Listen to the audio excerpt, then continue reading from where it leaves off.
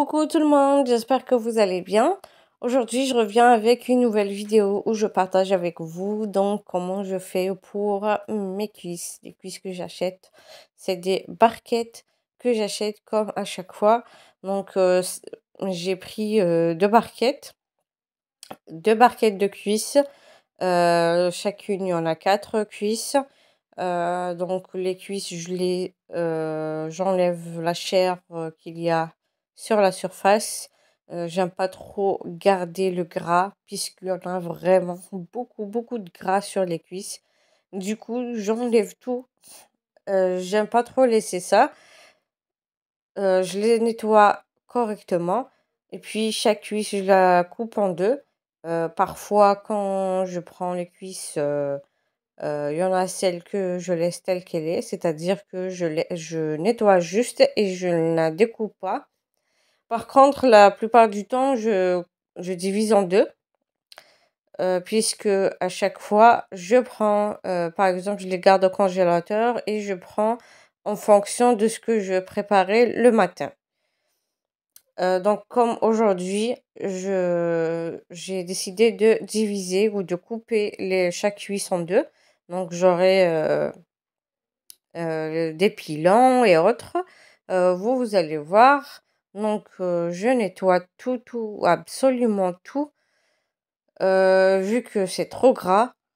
D'ailleurs, tellement c'est gras, ça glisse et du coup, même quand je les nettoie, après ça, je vais directement les mettre dans l'eau avec un petit peu de vinaigre et du sel. Bien sûr, le vinaigre et le sel, c'est pour bien, par exemple, désinfecter et retirer l'odeur s'il y a une odeur très forte. Vous voyez que le poulet, il y en a ceux qui ne supportent pas l'odeur. Ils ont une sensibilité à l'odeur du poulet, à l'odeur des œufs et tout. Et du coup, le poulet, je le nettoie avec du vinaigre et du sel avant de les mettre donc dans des sachets de congélation et les congeler. Voilà, donc chaque cuisse, je la divise en deux. Voilà. Comme vous voyez sur les vidéos, donc il y a parfois la chair qui est collée à l'os du pilon, donc j'ai des difficultés à les retirer. Voilà, vous voyez que je retire vraiment tout le gras, tout le surplus du gras qu'il y a. Voilà, donc en Algérie, je pense c'est pas la même chose qu'en France ou ailleurs où on vend le poulet ou les cuisses qui sont déjà nettoyées, c'est-à-dire que on va directement juste les utiliser euh, pour cuisiner avec. Mais par contre, nous ici, il faudra vraiment nettoyer. Voilà.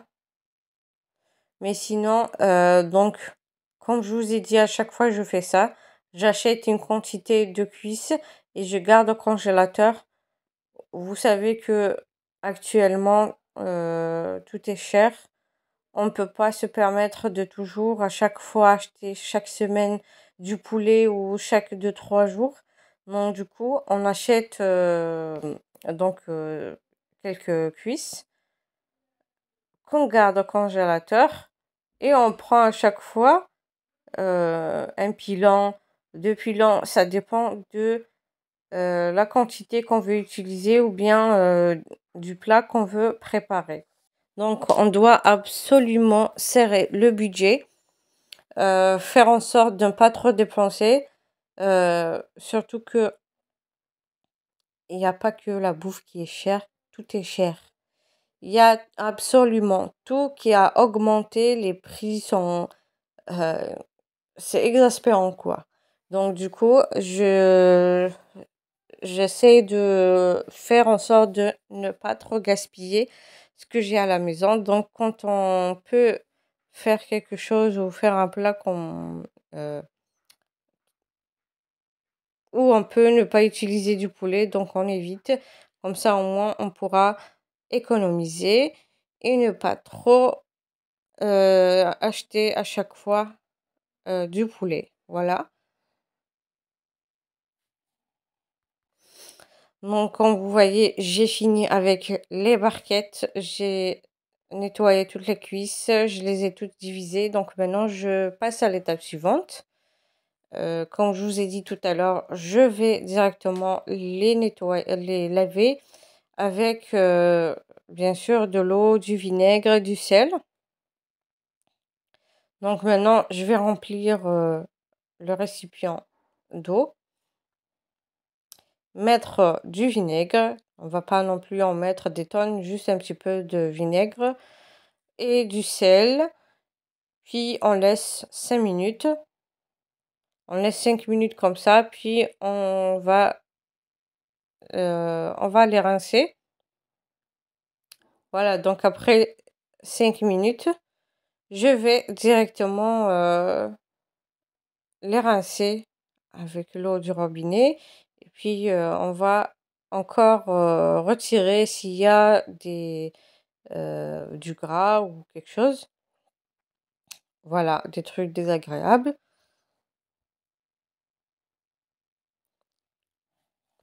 Et bien sûr, il faudra les mettre où vous pouvez les égoutter parce que faut les laisser égoutter pour les mettre dans des sachets de congélation et les garder au congélateur. Donc, je vous laisse avec la suite de la vidéo. Vous allez voir que comment je vais les mettre dans des sachets.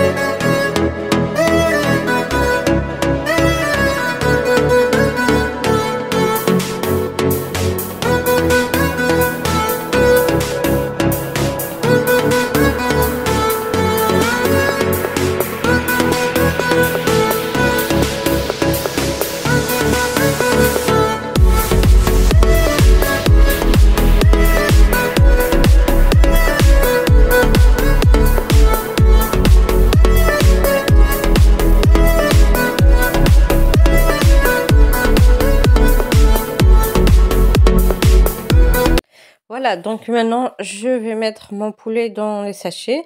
Donc ici, il y a un sachet où je mets 3 pilons. Par exemple, si j'ai envie de préparer un plat avec 3 morceaux de poulet, puisqu'on est 3 à la maison, c'est pour ça que j'ai mis 3 dans ce sachet. Mais le reste, je mets donc chaque morceau dans un sachet. Comme ça, je vais bien fermer les sachets et les mettre au congélateur directement. Voilà, j'espère que la vidéo d'aujourd'hui vous aura plu. Surtout, n'hésitez pas à me laisser vos avis sur les commentaires, liker et partager. Et n'oubliez pas de vous abonner afin de recevoir les notifications des prochaines vidéos. Sur ce, je vous dis merci de m'avoir suivi. À la prochaine. Bye bye.